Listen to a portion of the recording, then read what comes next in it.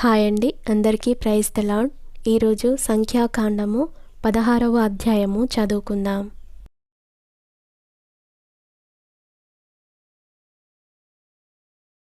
లేవికి ముని మనుమడును, కాహతుకు మనుమడును, ఇస్హారు కుమారుడునగు కోరహు రూబేనీయులలో ఏలియాబు కుమారులైన దాతాను, అబీరాములను, పేలేతు కుమారుడైన ఓనును యోచించుకొని ఇజ్రాయేలీయులలో పేరు పొందిన సభికులను సమాజ ప్రధానులనైన 280 మందితో మోషేకు ఎదురుగా లేచి, మోషే అహరోనులకు విరోధముగా పోగుపడి, మీతో మాకిక పని లేదు. ఈ సర్వ సమాజములోని ప్రతివాడును పరిశుద్ధుడై యెహోవా వారి మధ్యనున్నాడు.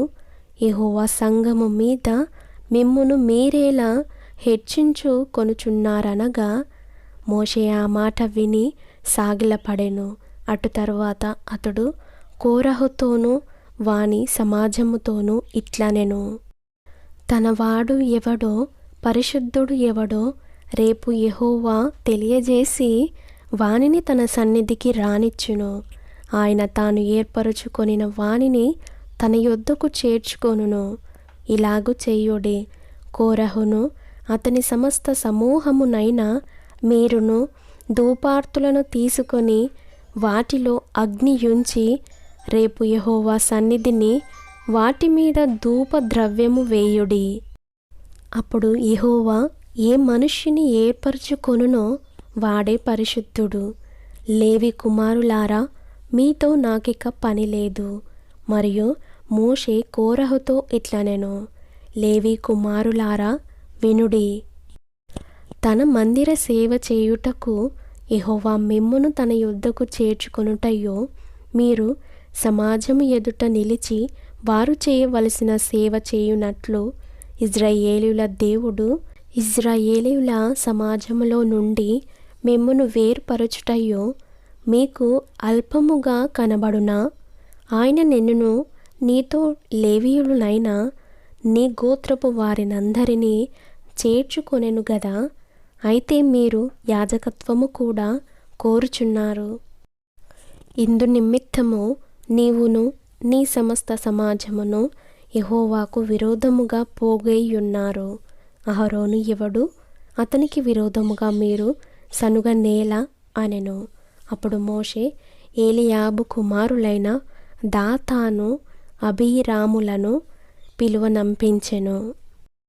అయితే వారు, మేము రాము, ఈ అరణ్యములో మమ్మును చంపవలెనని పాలు తేనెలు ప్రవహించు దేశములో నుండి మమ్మును తీసుకుని వచ్చుట చాలనట్టు మా మీద ప్రభుత్వము చేయుటకును నీకధికారము కావలెనా?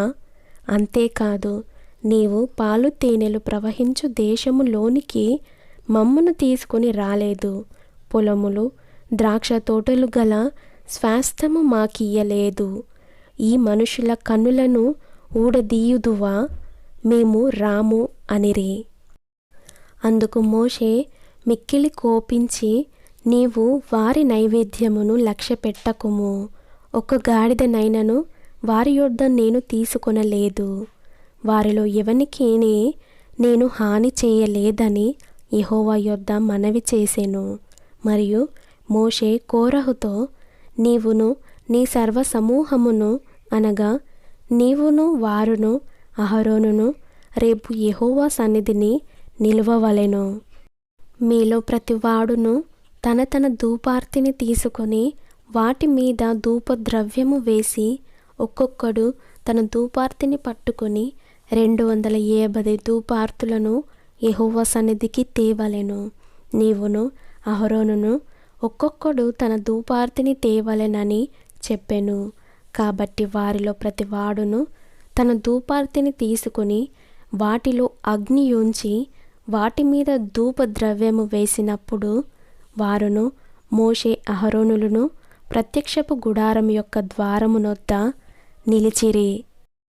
కోరహు ప్రత్యక్షపు గుడారము యొక్క ద్వారమునొద్దకు సర్వ సమాజమును వారికి విరోధముగా పోగు చేయగా యెహోవా మహిమ సర్వ సమాజమునకు కనబడెను. అప్పుడు యెహోవా, మీరు ఈ సమాజములో నుండి అవతలికి వెళ్ళుడి.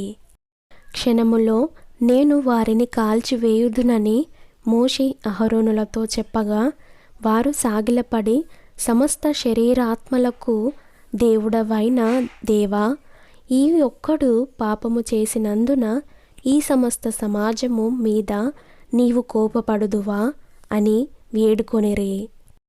అప్పుడు యెహోవా మోషేకు ఇలాగు సెలవిచ్చెను, కోరహు, దాతను, అబీరాముల యొక్క నివాసముల చుట్టుపట్ల నుండి తొలగిపోవుడని జనసమూహముతో చెప్పుము.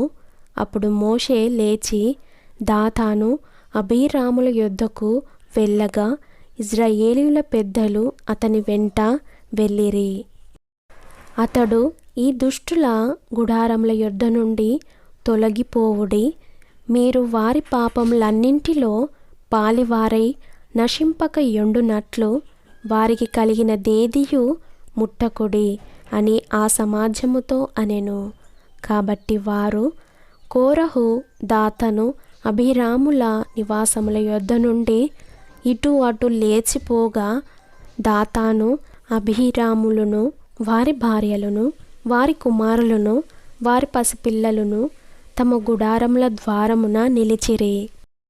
మోషే ఈ సమస్త కార్యములను చేయుటకు యెహోవా నన్ను పంపెననియు, నా అంతట నేనే వాటిని చేయలేదనియు దీని వలన మీరు తెలుసుకొందురు.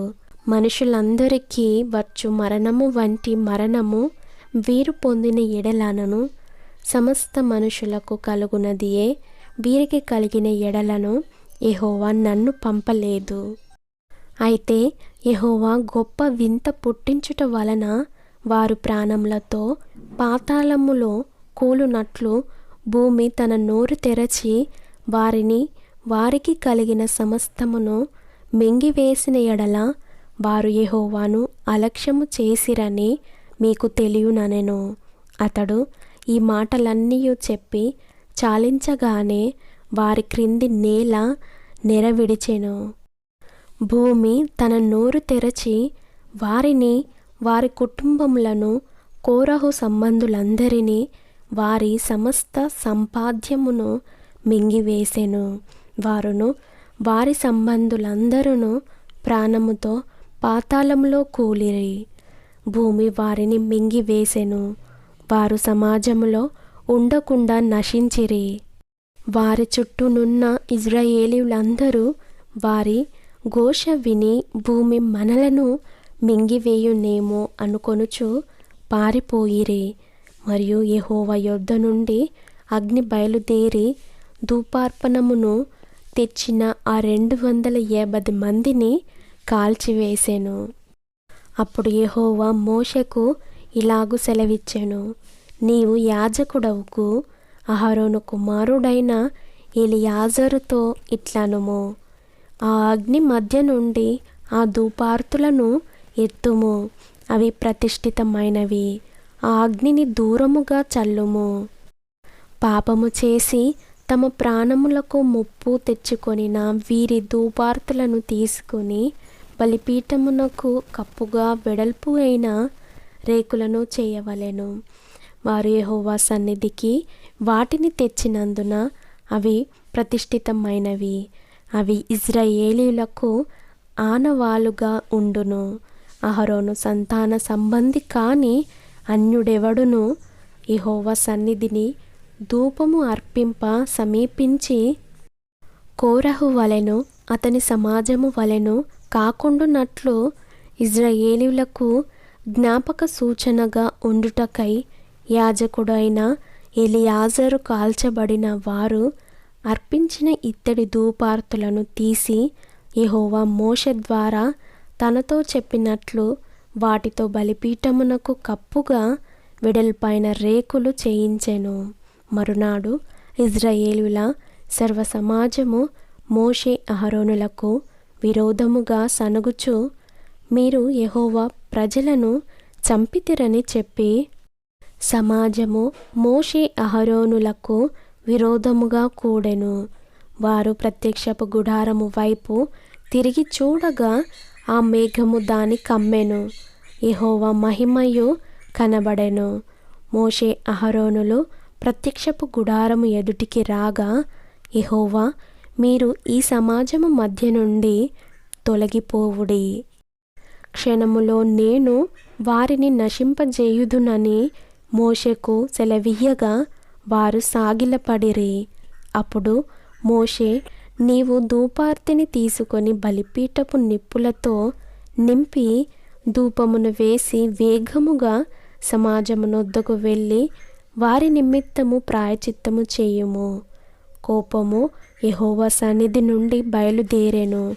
తెగులు మొదలు పెట్టెనని అహరోనుతో చెప్పగా, మోషే చెప్పినట్లు అహరోను వాటిని తీసుకొని సమాజము మధ్యకు పరిగెత్తిపోయినప్పుడు తెగులు జనులలో మొదలు పెట్టియుండెను. కాగా అతడు ధూపము వేసి ఆ జనుల నిమిత్తము ప్రాయచిత్తము చేసెను. అతడు చచ్చిన వారికిని బ్రతికియున్న వారికిని మధ్యను నిలువబడగా తెగులు ఆగెను. కోరహు తిరుగుబాటున చనిపోయిన వారు కాక 14,700 మంది ఆ తెగులు చేత చచ్చిరి.